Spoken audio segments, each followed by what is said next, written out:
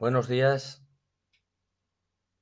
a todos, buenos días a todas las personas que están ahí escuchando.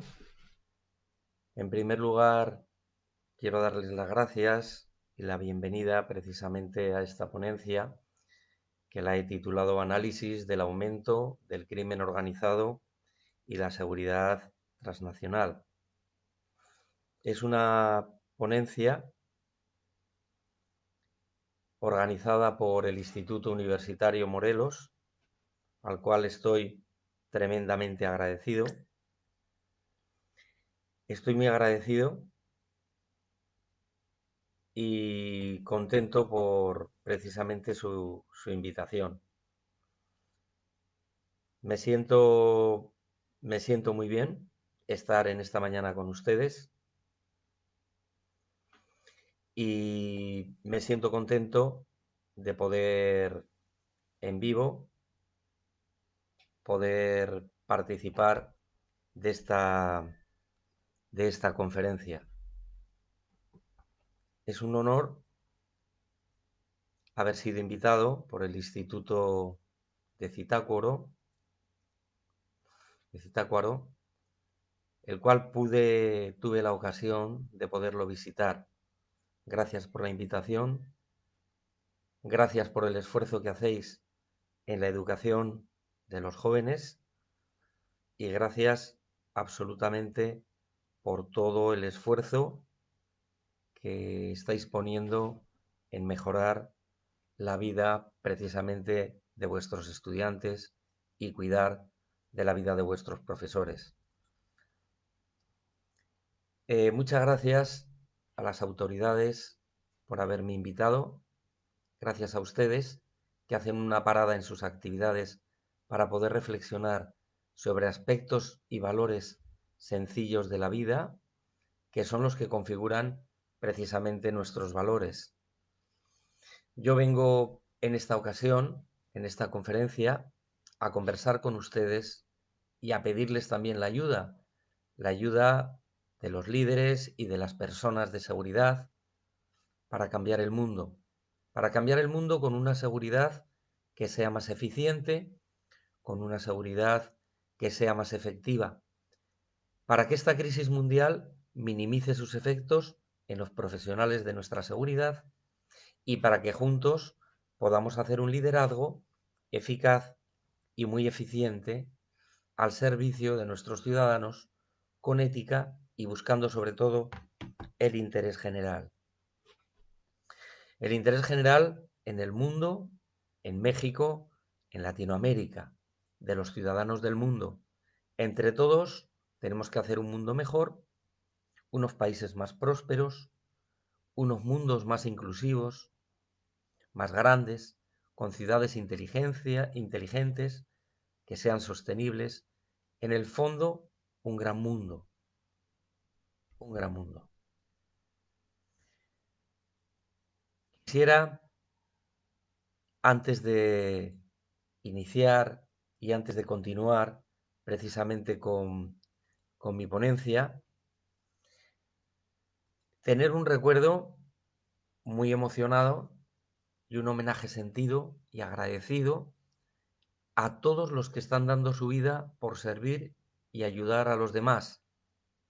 Y quisiera hacerlo con una frase del autor Richard Bach en un libro que se titula Ningún lugar está lejos. Cada regalo de un amigo es un deseo de felicidad, como este anillo es para ti. Vuela libre y dichosa más allá de los cumpleaños y a través de la eternidad. Y nos encontramos alguna que otra vez cuando lo deseemos, en medio de la única celebración que jamás pueda terminar. Este es un homenaje sentido para todas las personas que podemos tener muy próximas y que han dejado su vida en esta pandemia. Lógicamente, mi primera pregunta es ¿cómo curar un corazón roto? Es decir, estamos sufriendo, tenemos que aprender precisamente a curar el corazón roto cuando la muerte ronda cerca. Los muertos no son un número, son personas y son personas queridas. Y por lo tanto, Cómo curar el corazón roto es un libro de Gaby Pérez Islas que les invito en esta mañana también a leerlo. Y en esta pequeña introducción también he querido precisamente poner un libro de Julio Gómez, citárselo a ustedes, que se titula La hora de la verdad. Tenemos que aprender todos juntos que el sufrimiento es parte de la vida, que no es posible sufrir sin esperar, que la esperanza se gesta precisamente en las relaciones, que somos personas y mucho más que sufrimiento y que podemos trascender el sufrimiento. El acto probablemente más ruin que yo he visto en esta pandemia, en estas cuarentenas que ha habido en todos los países latinoamericanos, en todos los países del mundo, el acto más ruin es aprovecharse de la desgracia de otro ser humano para llenarse los bolsillos en tiempos de crisis, de guerra o de necesidad. Y pienso, igual que Adela Cortina, que sería bueno que todo el dinero que a veces dedicamos a batallas estériles e ideológicas debiéramos invertirlo en ciencia. Sería mucho más provechoso. Pero he visto cometer delitos y delitos a veces serios y graves aprovechándose de los más desvalidos y de los más necesitados. Algo que nunca los estados modernos pueden permitírselo y es importante tenerlo en cuenta. Por lo tanto, mucho más que un lavado de manos, como dice una fotografía que hay por internet, yo creo que el mundo necesita un lavado de corazón, de alma, de mente, de conciencia y de espíritu. ¿Por qué? Porque si hablamos de valores y no de crimen organizado, si hablamos de corazón, de alma y de mente, y no de terrorismo, y no de robos, y no de delitos, probablemente el mundo está cambiando. Y nuestro problema principal en este momento es un problema de falta de educación, de consolidación precisamente de valores, de respeto, de ética y de interés general. Yo sé, y se lo digo a las autoridades precisamente del Instituto Universitario Morelos, que tenemos mucho por hacer durante los próximos años y sobre todo que hay que liderar modelos derivados de la situación que estamos viviendo y que van a ser consecuencia de lo que ahora estamos sufriendo, de lo que vivimos y de lo que sentimos como consecuencia del COVID-19. Para mí, y lo digo de verdad, esto es el principio y esto está empezando.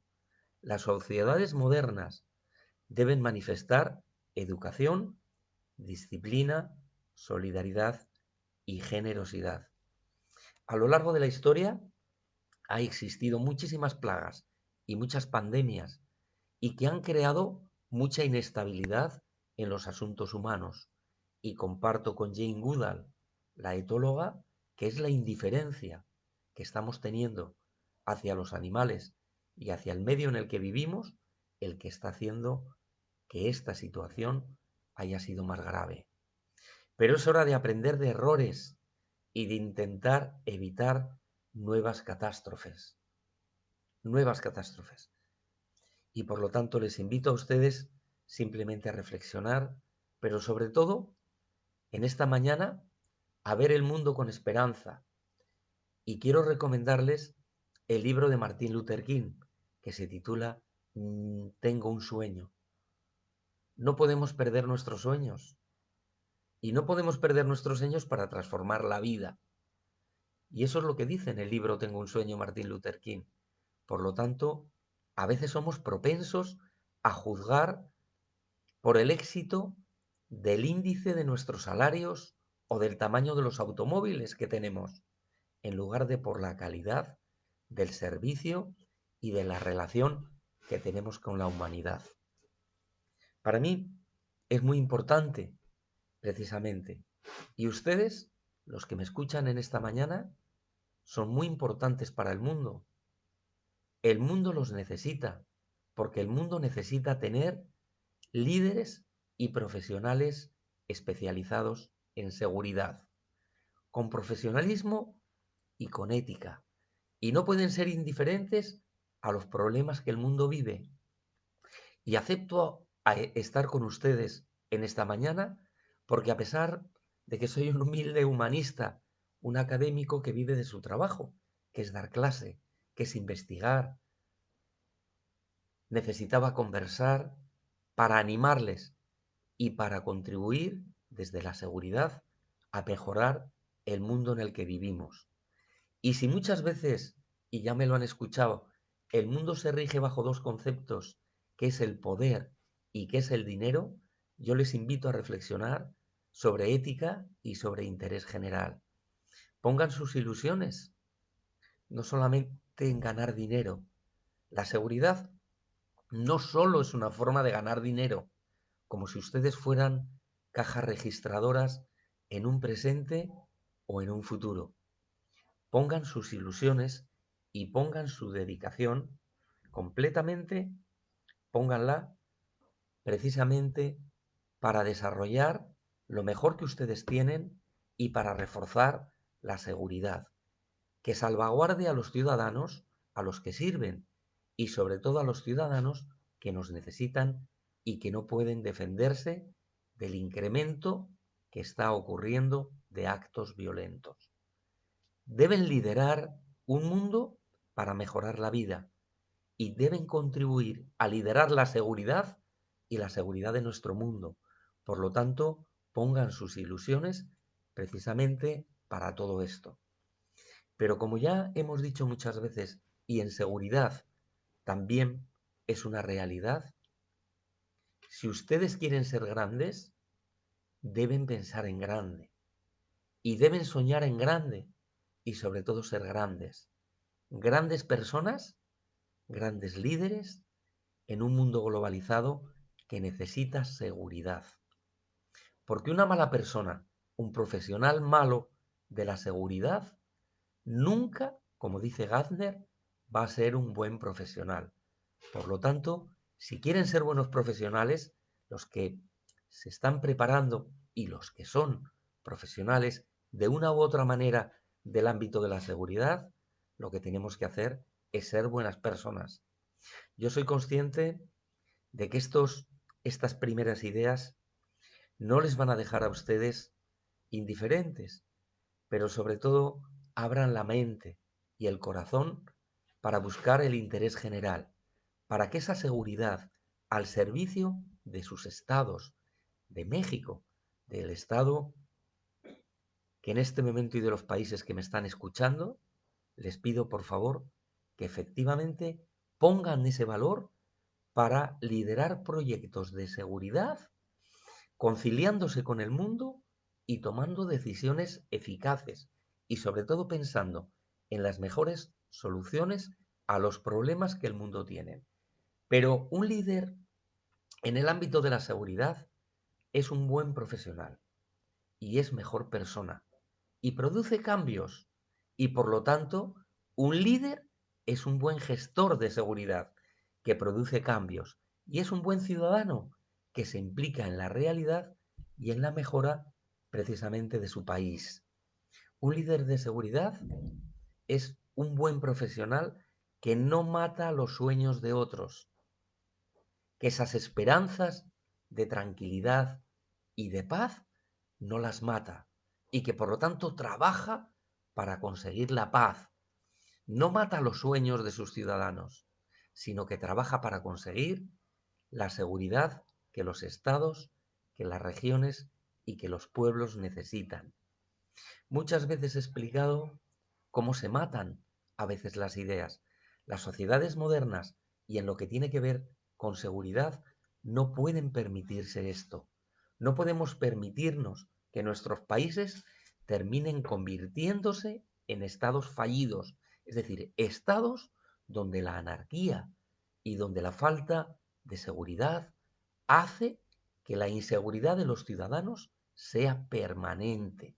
Por lo tanto, yo no quiero en Latinoamérica estados fallidos. Quiero estados que asumen sus funciones con total responsabilidad.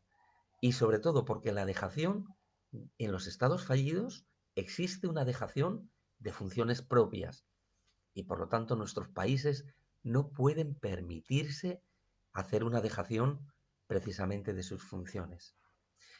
En seguridad, y antes de entrar en consideraciones sobre crimen organizado y delitos, tenemos que salir de nuestro ámbito también de confort y tenemos que crear profesionales y ciudadanos que tengan actitudes democráticas, que estén bien preparados, que tengan sentido crítico social, que tengan una forma muy resolutiva y creativa de buscar solución a los problemas, con incorporación de tecnologías e inteligencia artificial. Hay satélites. Ya ven ustedes, los drones se están utilizando ahora mismo para la corrección en la omisión de delitos precisamente que se están produciendo en nuestras ciudades. La formación de profesionales de seguridad es un factor muy importante para el cambio. Las personas no necesitan ser valoradas por la cantidad de información que tienen, sino por el manejo de las herramientas que podemos utilizar. Y en seguridad, créanme que es así. No tenemos tanta información, pero podemos manejar una serie de herramientas que nos las aportan precisamente para mejorar el mundo en el que vivimos. He hablado muchas veces de ética y la ética también tiene que regir en el mundo de la seguridad. No podemos constituir la seguridad a base de evitar y prostituir precisamente nuestras ideas y nuestros principios éticos. He visto muchos policías prostituir sus principios y sus valores. He visto muchas personas de seguridad, pero he visto inmensamente más personas del mundo de la seguridad con valores, con valores. ¿Por qué? Porque si tenemos valores con nosotros mismos, los tenemos con los demás y los tenemos en el medio en el que vivimos, créanme que en seguridad no nos vamos a equivocar. No nos vamos a equivocar. Quiero recomendarles el libro de Jordi Agustí que se titula El precio de la inteligencia. Y es un libro que a mí me gusta mucho y que comienza explicándonos qué es el Estado. ¿Qué es el Estado?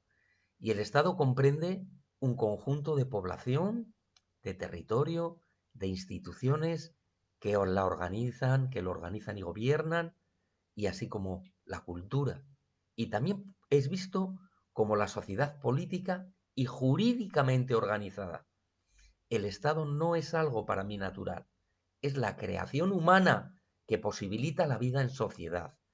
Y entre otras cuestiones, con el Estado se trata de evitar actitudes vengativas mediante el monopolio del uso de la fuerza legítima, como dice Max Weber.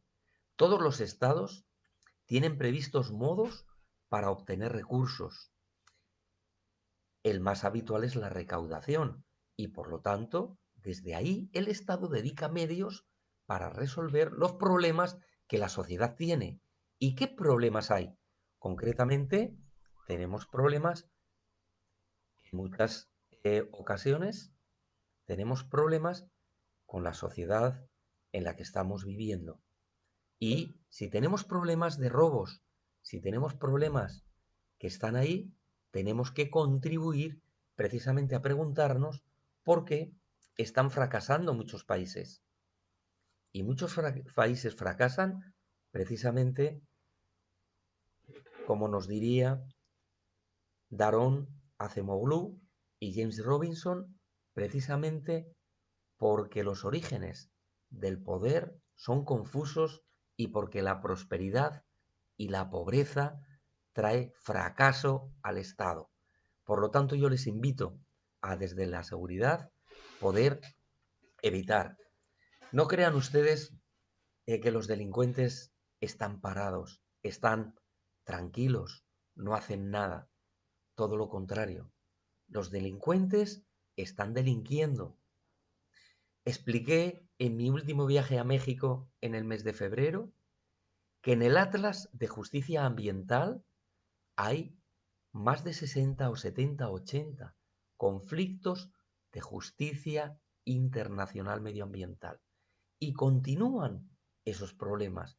Y esos son bandas organizadas y criminales transnacionales que efectivamente se insertan dentro de las estructuras de los estados a través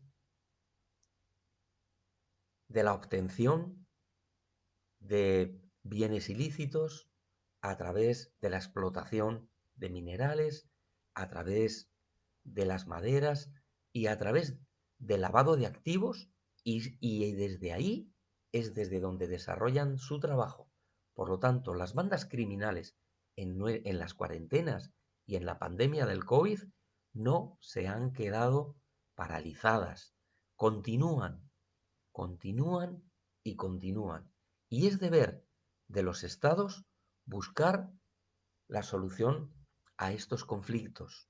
Y he podido ver concretamente en la Amazonía cómo a pesar de la crisis y cómo a pesar de las cuarentenas y de las muertes que se está produciendo, las bandas criminales siguen extrayendo oro y siguen extrayendo madera, grandes masas forestales.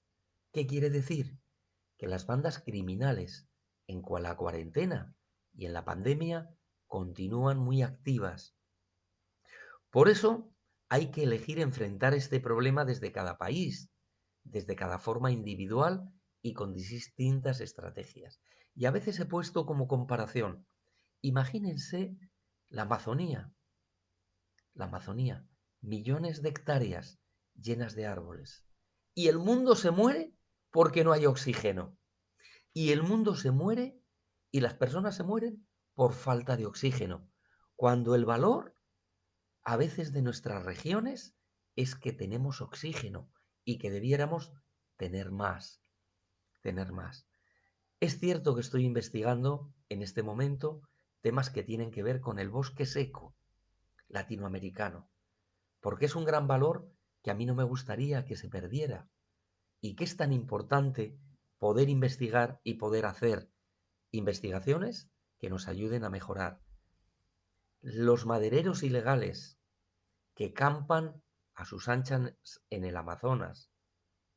El tráfico de madera, que es una de las actividades que hay detrás de la deforestación de las selvas amazónicas, donde hemos visto que solamente en un país hay más de 130.000 árboles precisamente ilegalmente hechos desaparecer en muy poco espacio de tiempo.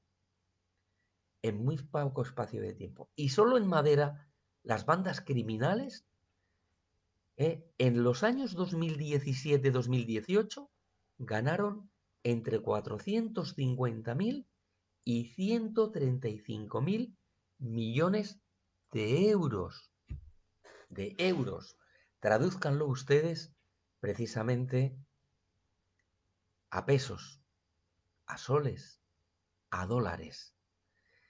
Recuerdo una entrevista de Habermas en una entrevista en Le Monde y donde el filósofo alemán Jürgen Habermas sostiene que la crisis del coronavirus nos ha situado ante graves desafíos éticos, el triaje en los hospitales, el confinamiento.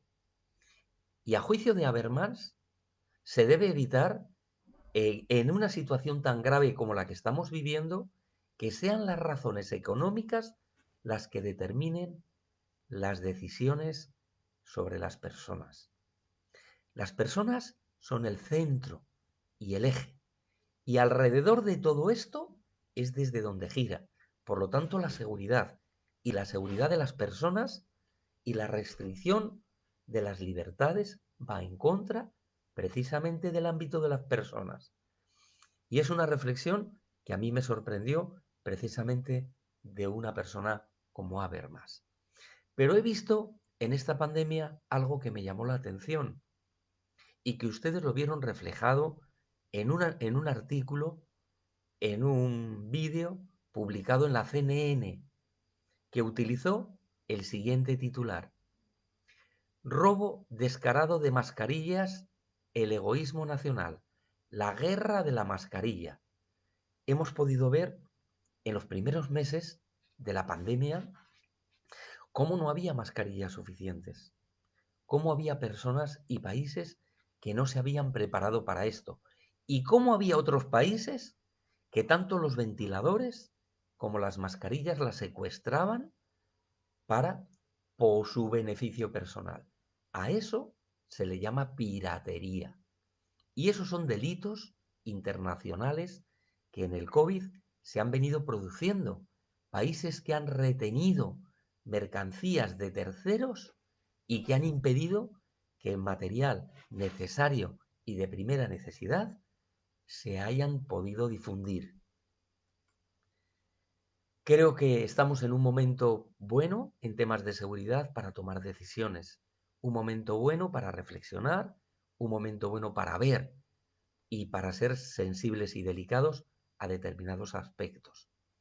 Y yo creo que la toma de decisiones ha de ser siempre pensando en los demás. He visto gobernantes, y no voy a citar sus nombres porque está en la cabeza de todos, gobernantes decir que no había que usar mascarillas, que esto era como si no existiera. Pero he visto también morir cerca a personas conocidas. Por lo tanto, es algo importante.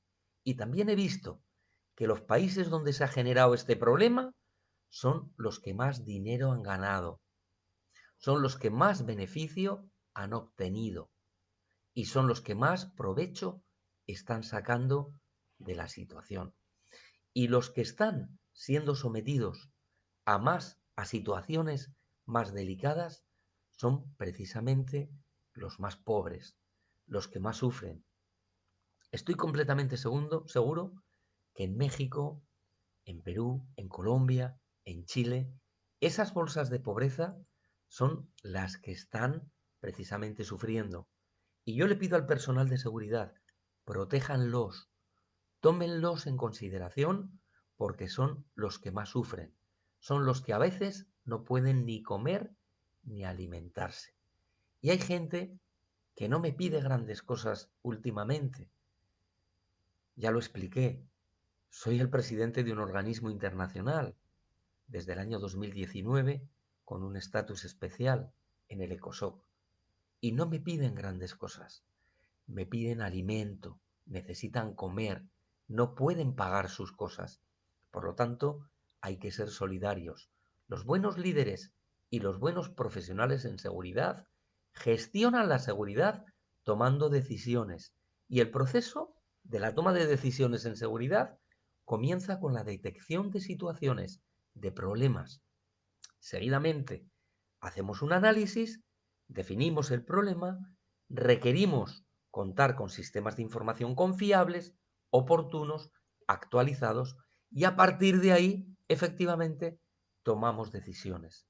Pero los estados tienen una libertad, y es la libertad de elegir sus políticas de seguridad. Es decir, si elegimos una buena política de seguridad, iremos reduciendo nuestros índices de inseguridad. Y si buscamos políticas de seguridad adecuadas a los problemas que tenemos, estaremos resolviendo precisamente con esa libertad que tiene el Estado, estaremos respondiendo a esos problemas de seguridad que existen. Pero estos problemas éticos, que también están relacionados con la seguridad, forman parte precisamente de la persona. Y hay mucha gente que me dice que a veces las cuestiones morales o éticas son subjetivas. Y yo les digo que no, que la estructura moral es inherente al hombre y es inherente al Estado al que servimos. Por lo tanto, si nosotros en México estamos sirviendo a nuestro país, lo que necesitamos es efectivamente que nuestra estructura moral sea correcta y adecuada. Recibí una invitación hace 2 días para poder impartir una conferencia a todos los funcionarios de una región de la Amazonía, y a gusto la he aceptado, porque quiero expresarles estas cosas. He recibido otra invitación de una escuela de policía para poder conversar precisamente de esto. No trato de cambiar, ya se lo expliqué a ustedes, solo el mundo. Yo no puedo.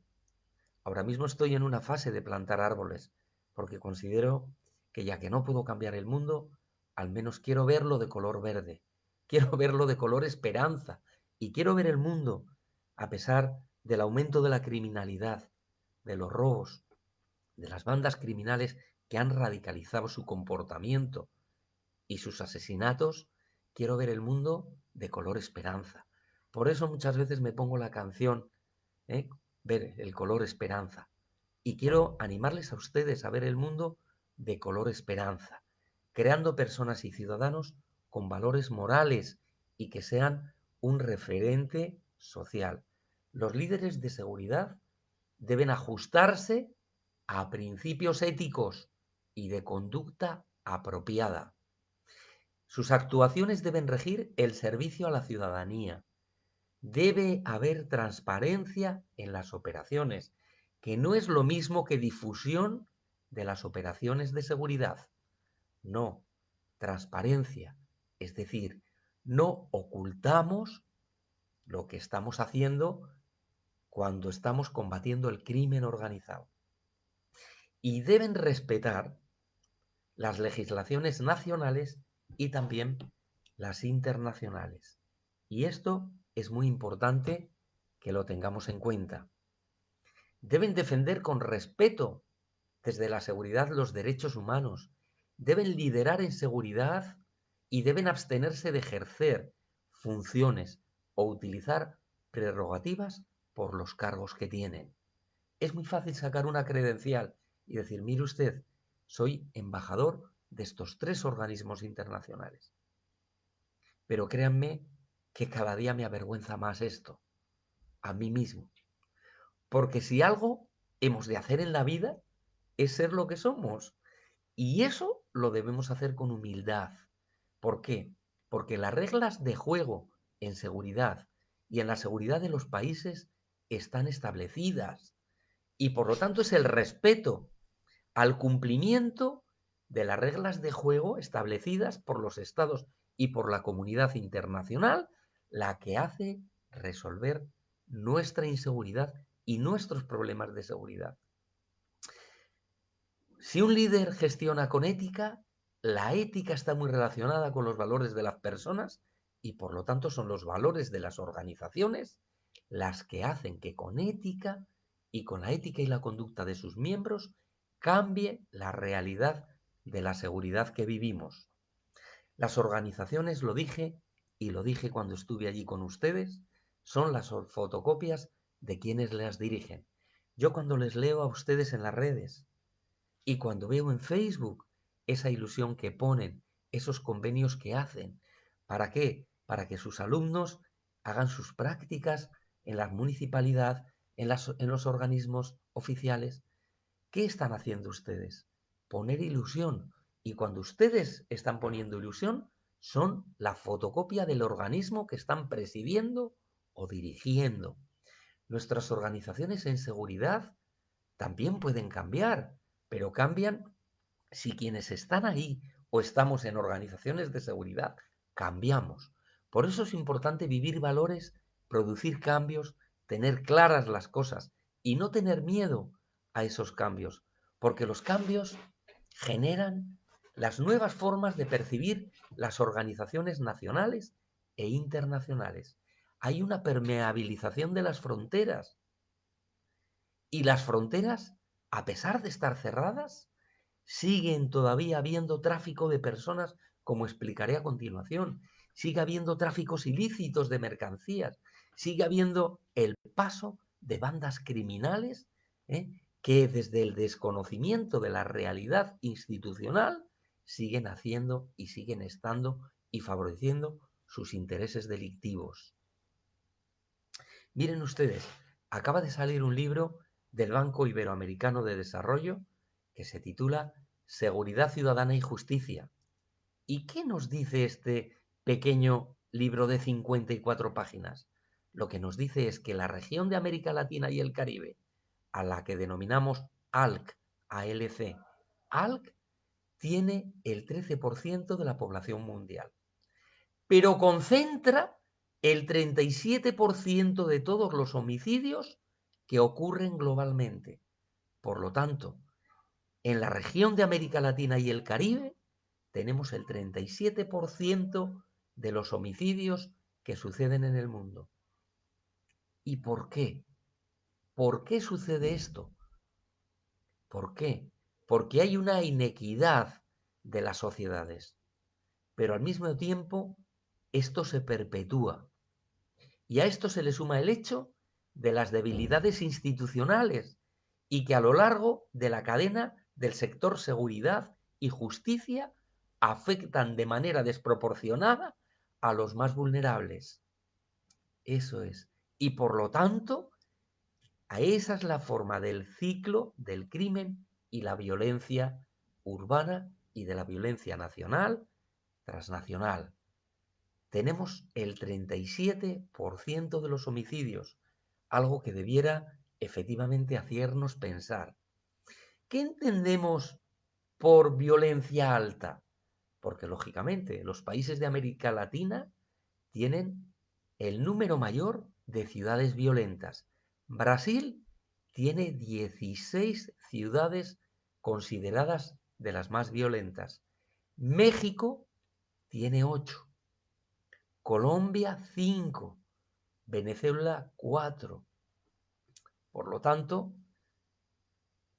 por lo tanto, denota una gran importancia precisamente de desarrollar estrategias que nos eviten precisamente que estas ciudades, y no quiero citar sus nombres, pero yo sé que en los que me están escuchando hoy está en sus cabezas precisamente cada una de estas ciudades.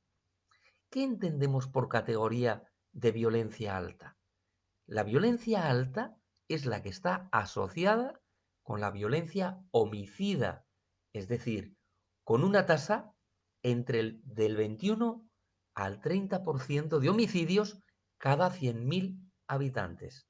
Y pongo el ejemplo. En México hay 17 homicidios cada 100.000 habitantes. En Puerto Rico 20. En Colombia 21, en Guatemala 27 y en Brasil 27.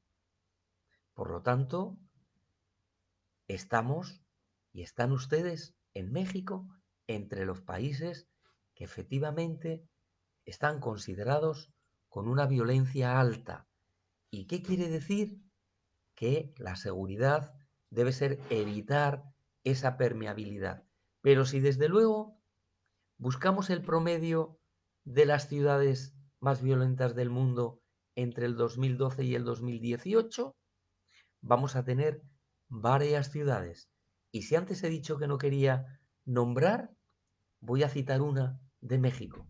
Si la primera es San Pedro Sula, la segunda es Caracas, la tercera es Acapulco y la cuarta Ciudad Juárez.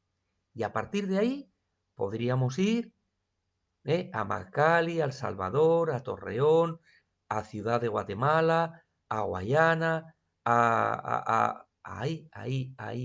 ahí, donde también aparecen ciudades como Tijuana y como otros, Arrecife y otros.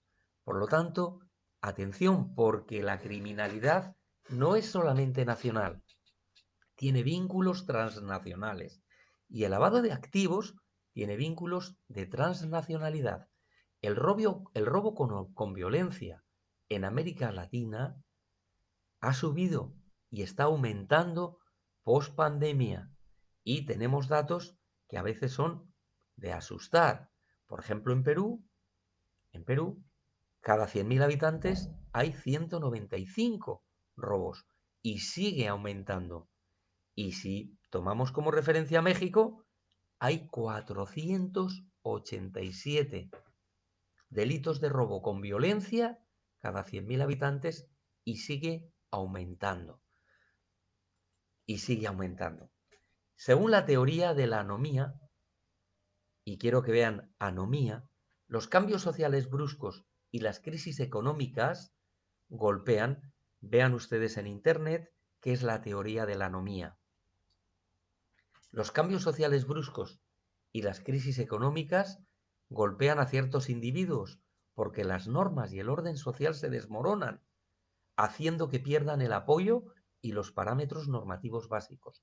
Y entonces se da una inconsistencia entre las expectativas de realización personal que fomenta la sociedad y las posibilidades escasas que la sociedad tiene. Y esa anomía es la que produce parte de la delincuencia y parte del paso a esa delincuencia precisamente organizada. Tenemos una teoría del desarrollo de la delincuencia, según Moffitt, que dice y donde muestra que el crimen aumenta durante la adolescencia. Está aumentando las bandas criminales de adolescentes. Es una situación que debiéramos todos atender. Los adolescentes cada vez delinquen más jóvenes. A esta edad, algunos jóvenes acrecientan un comportamiento antisocial y que sin embargo pierden en la edad adulta, pero que está dejando un rastro de sangre y un rastro de sufrimiento muy fuerte y que por lo tanto tendríamos que atenderlo. Las explicaciones dentro de esta teoría del desarrollo de la delincuencia son comportamientos persistentes y riesgos que se encuentran asociados a factores biológicos y sociales, a traumatismos causados a veces al cerebro durante el alumbramiento o a las dificultades de comunicación verbal o de incorporación normal en comunidades, en hogares que a veces son disfuncionales. La disfuncionalidad es un valor que hay que atajar. Por eso, cuanto mejor preparados estén ustedes, mejor formados estén los que están escuchándome, más fácil será resolver los problemas de seguridad que tienen nuestros países. Seguro que han oído ustedes hablar del triángulo de la criminalidad de Cohen y Felson. ¿Qué es lo que muestra ahí? Que para la comisión de un crimen se requieren tres elementos: un delincuente motivado, un blanco apropiado y una ausencia de vigilancia adecuada. ¿Qué quiere decir? Que si tengo un delincuente motivado, pero no tengo una vigilancia en el país correcta y que ahora vemos que nuestros policías están dedicados en otras cosas, que las fronteras parece que ahí están.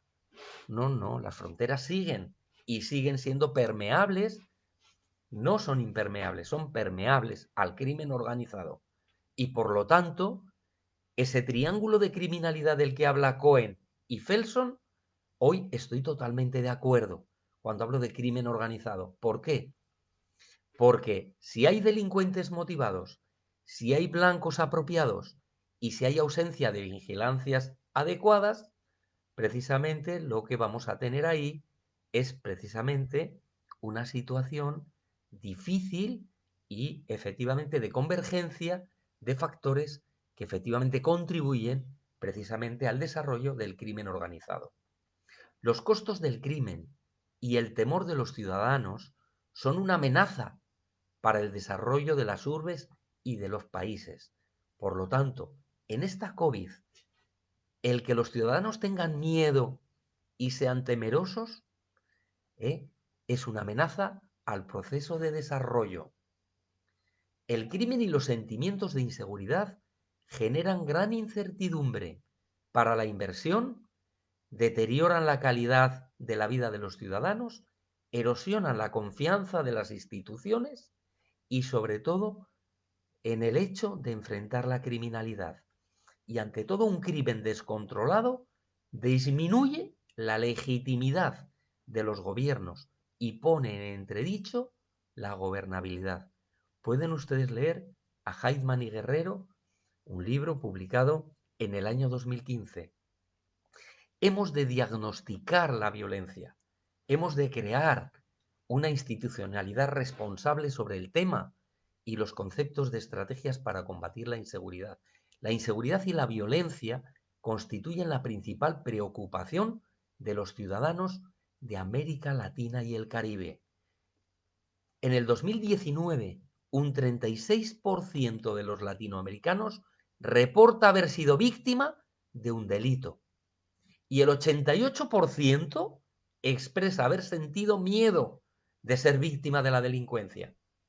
Lean ustedes el Latinobarómetro y ahí van a ver 36% reporta haber sido víctima y 88% ha sentido miedo alguna vez.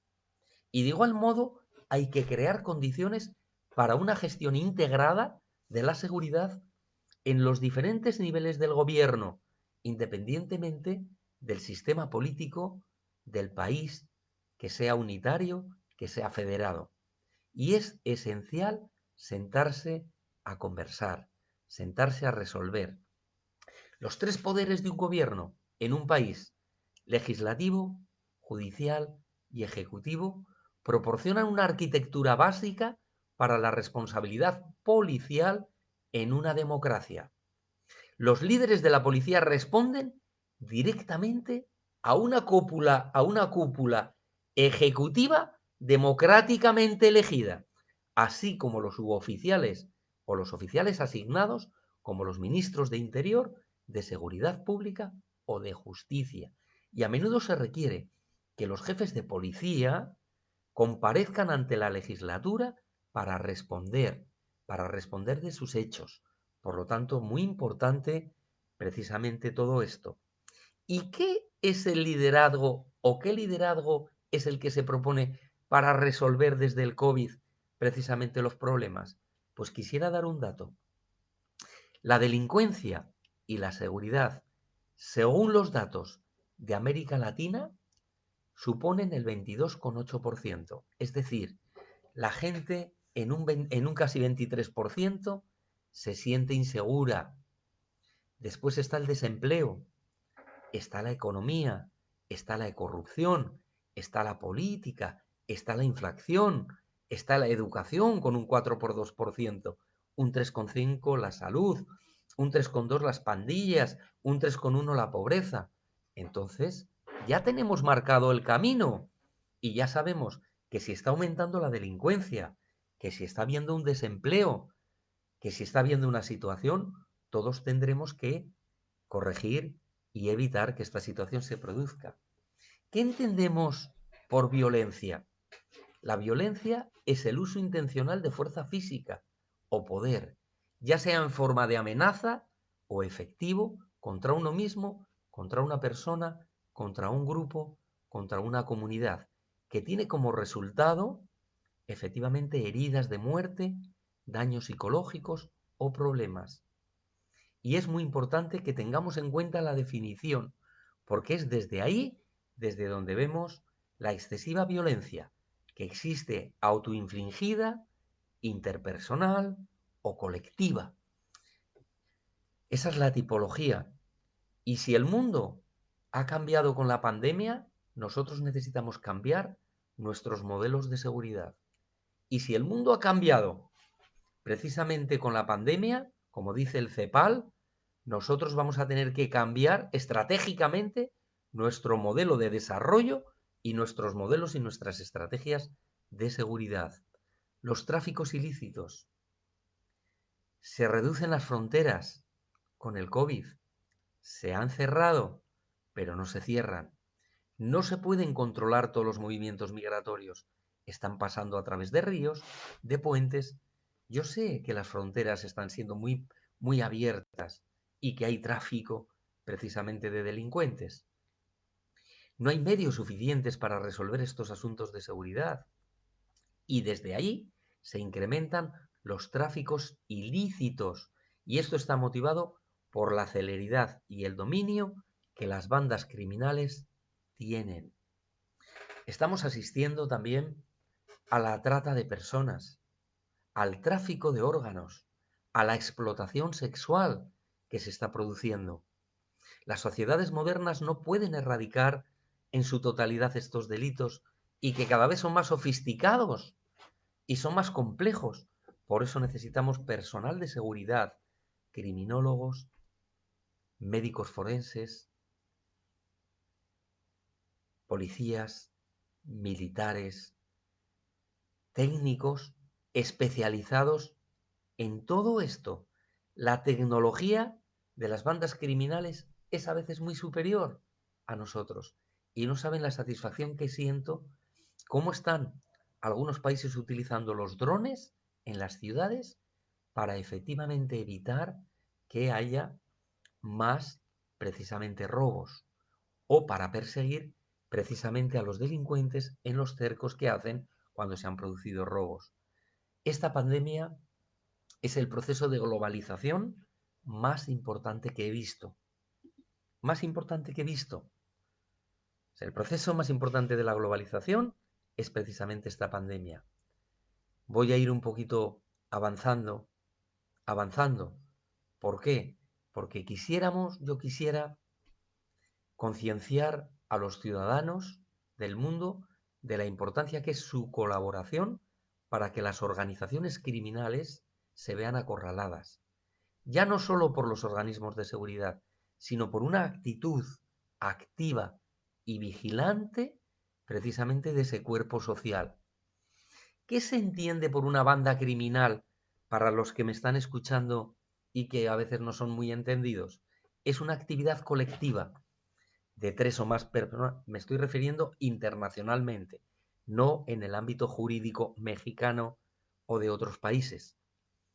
Es una actividad colectiva de tres o más personas que, unidas por vínculos jerárquicos o de relación personal, permiten a sus dirigentes obtener beneficios, controlar territorios, mercados nacionales o extranjeros, mediante violencia, intimidación, corrupción, tanto intensificando la actividad criminal con fines de infiltrarse en la economía legítima y, en particular, mediante la realización de una serie de actividades como tráfico de drogas, como blanqueo conexo, como trata de personas, como explotación de la prostitución, como falsificación de monedas, como tráficos ilícitos de objetos culturales, materia nuclear, terrorismo, tráfico de armas, explosivos.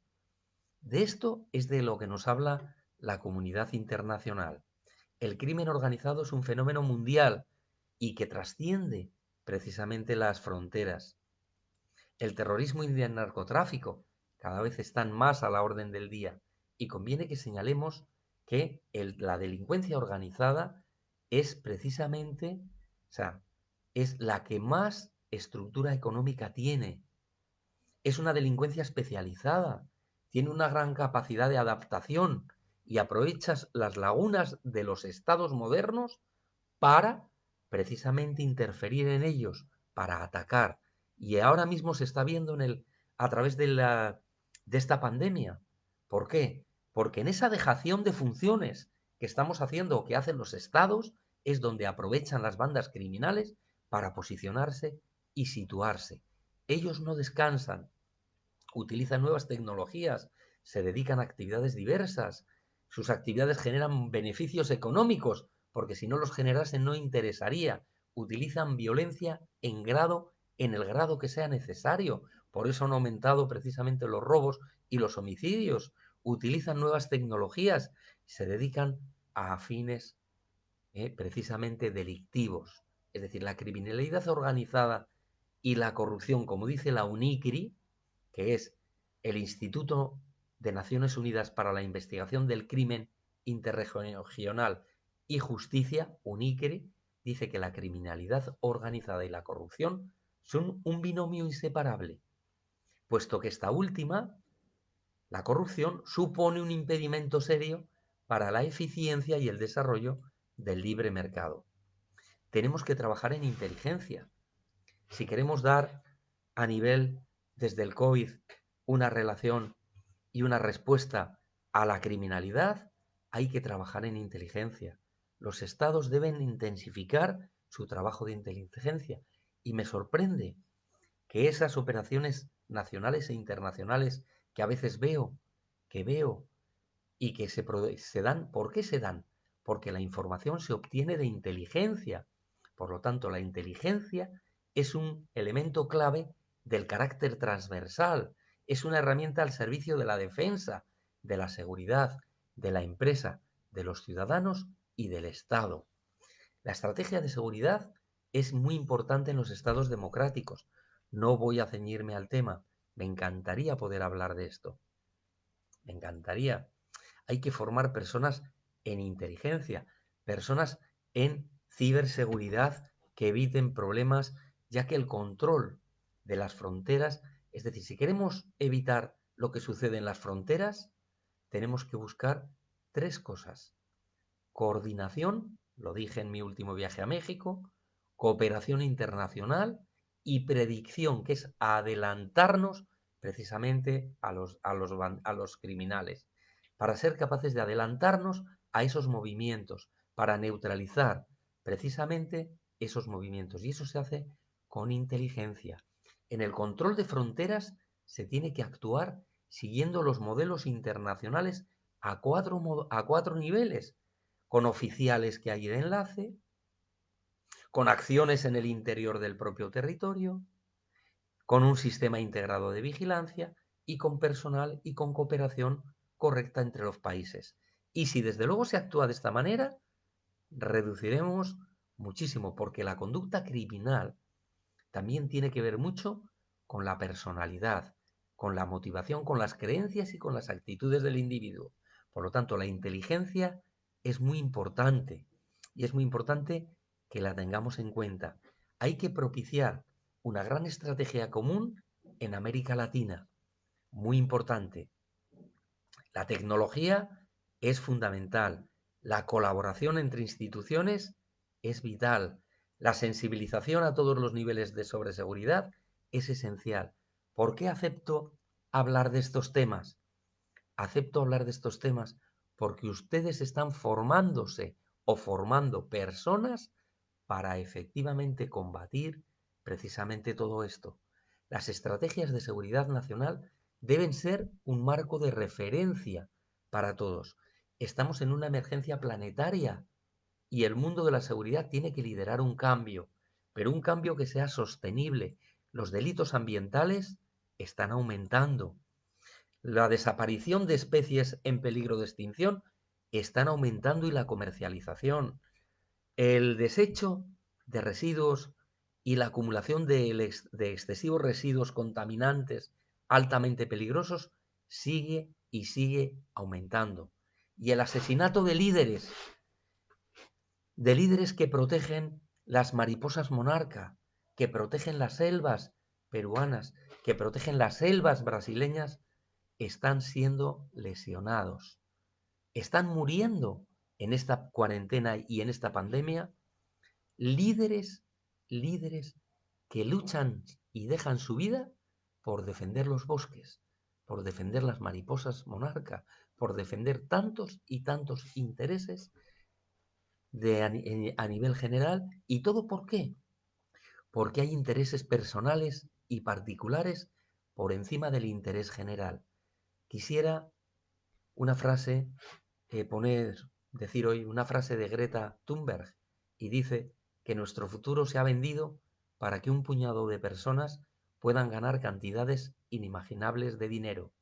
Nos roban el futuro, pero a la vez nos decían que no había límite.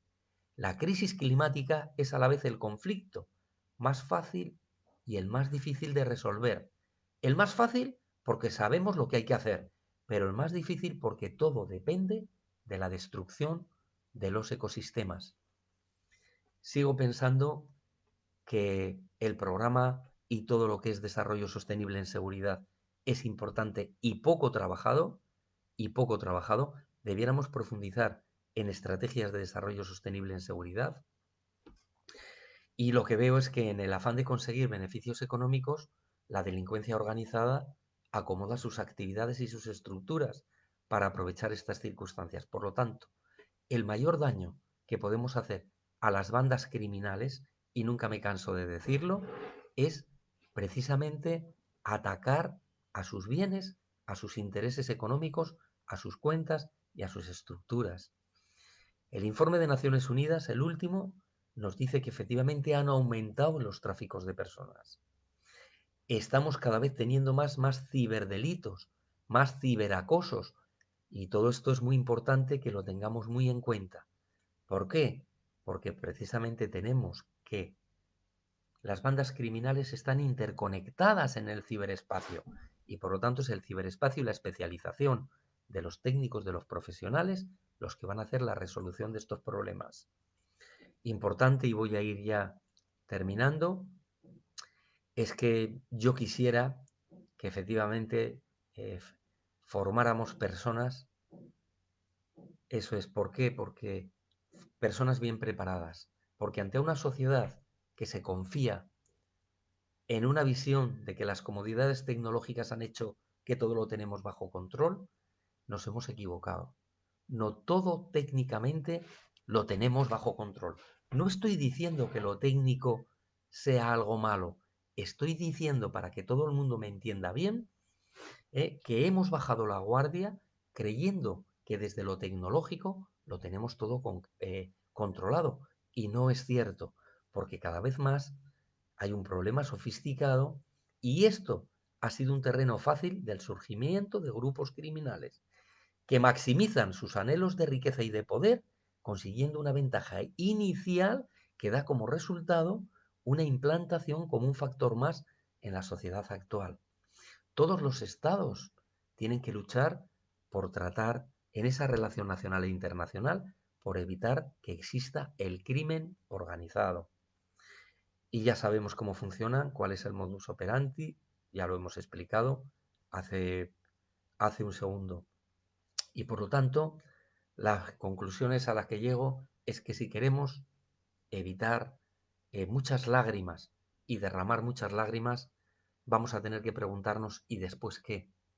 Lean ustedes el libro de Jorge Bucay, El camino de las lágrimas. Y el camino de las lágrimas es que cuando hay mucho sufrimiento, también somos capaces de ver unas salidas a ese sufrimiento que nos provoquen soluciones al problema. Me ha sorprendido el baile de cifras de la muerte, que le llamo yo. La pandemia ha puesto a los países de cabeza. ¿Por qué? Como diría Francisco Durán, no han sincerado sus cifras. No sabemos cuántos han muerto. No sabemos realmente cuántos están muriendo. Y esto no es ético. Ético es decir la verdad. Y ético es decir, y hacer autocrítica. ¿Por qué? Porque los estados, y esto lo veo en la mayoría, no sinceran sus cifras. Y hay un baile de cifras y de muerte. Y de muerte. En esta cuarentena, en esta pandemia, quieran ustedes precisamente a los servidores públicos que se dedican a seguridad, quieran al personal que se dedica a ello.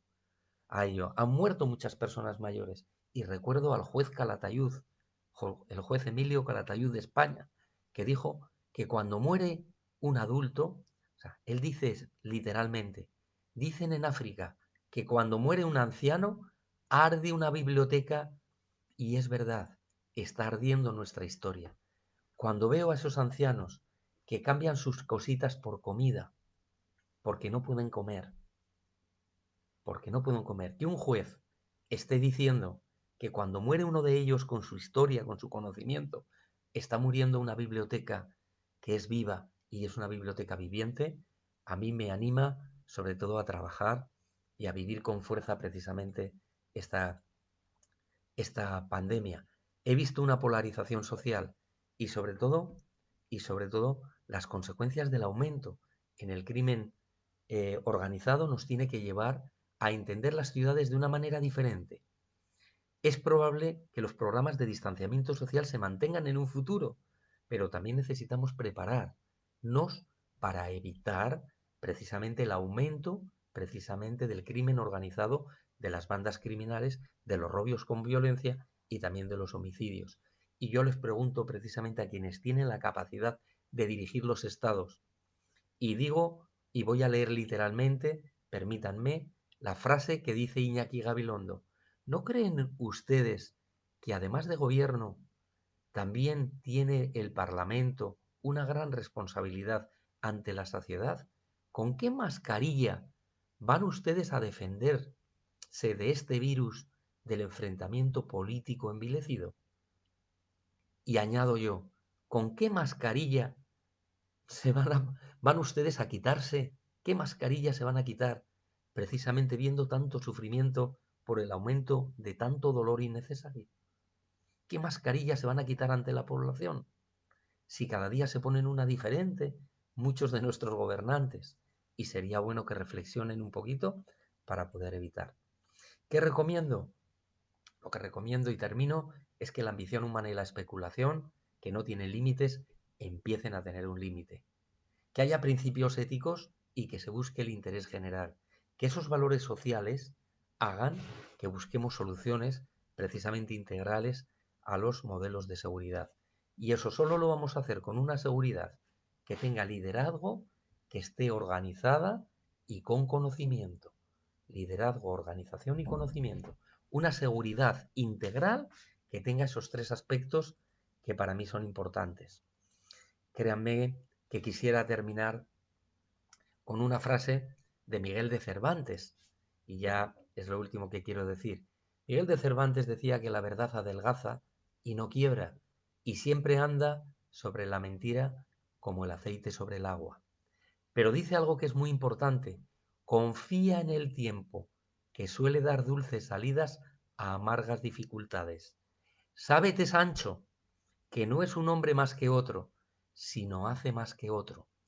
Todas estas borrascas que nos suceden son señales de que puesto ha de serenar el tiempo y han de sucedernos bien las cosas, porque no es posible que el mal ni el bien sean durables, y de aquí se sigue que habiendo durado mucho el mal, el bien ya está cerca. Don Quijote de la Mancha. Muchísimas gracias, créanme, a todos y cada uno de ustedes por estar precisamente conmigo. Gracias por estar ahí y muchas gracias por haberme escuchado en el día de hoy. Gracias por compartir conmigo precisamente estos minutos y que sigan con ilusión en la vida en ese camino. Gracias al Instituto Morelos por haberme invitado. Ha sido un honor haberles podido acompañar en el día de hoy, que sé que están celebrando en estas semanas precisamente su onomástico de su fundación, de su origen. Y a todos los alumnos que me escuchan, luchen por ser cada día mejores, por investigar, por mejorar en sus vidas. Yo estoy viendo algunas cosas y algunos comentarios incluso de amigos que me escriben, pero créanme que prefiero hablar desde el corazón. Y muchísimas gracias a todos y a cada uno de ustedes. No tengo mucho tiempo, me hubiera gustado haber explicado un poquito más despacio algunas cosas, pero que tengan un buen día. Muchas gracias.